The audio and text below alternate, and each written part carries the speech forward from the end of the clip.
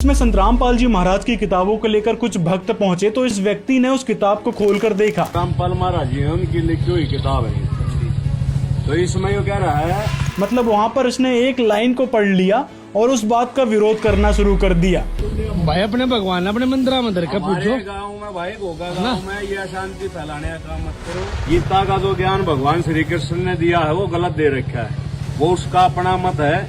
और जो हमारे सत्य पुरुष यानी कि इनके महाराज जी रामपाल जो कह रहा है, जो आप भगवान कृष्ण की फोटो लगा के किताब बेच सकते हो तो भगवान कृष्ण को मानते क्यों नहीं? कहाँ पे कह दिया संत रामपाल जी ने कि गीता का ज्ञान गलत है। संत रामपाल जी ने बताया है कि जहाँ पर गीता ज्ञानदाता ने कहा कि ये मेरा मत है तो वो हमको माननीय नहीं है, क्योंकि ये काल भगवान जो गीता ज्ञानदाता है वह उसका स्वयं का मत है। बाकी की जो ज्ञान दिया है उस गीता ज्ञानदाता ने वह उस परमात्मा का संविधान बताया है जो कि वेदों से लिया गया है। मतलब जब यदि सच्चाई पता ना हो तो फिर फालतू की बकवाद नहीं करना चाहिए कि भगवान श्री कृष्ण जी ने गीता का ज्ञान दिया है। ये आदमी अब तक ये नहीं स्वीकार कर रहा है कि भागवत गीता का ज्ञान जो है भगवान श्री कृष्ण ने दिया था। मतलब जब भगवान श्री कृष्ण जी ने गीता का ज्ञान दिया है तो फिर यहाँ गीता अध्याय 11 के श्लोक 32 में कृष्ण जी कह रहे हैं कि अर्जुन मैं बढ़ा हुआ काल हूँ।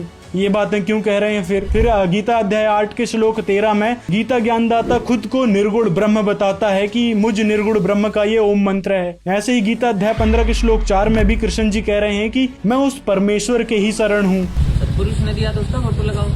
अगर इनके सतपुरुष ने दे रखा तो अपने सतपुरुष का फोटो क्यों नहीं लगाते? ये ज्ञान गीता का चल रहा है तो सत्य पुरुष की फोटो कहाँ से लगा देंगे उसमें? मतलब लॉजिक भी होना चाहिए ना बातों का।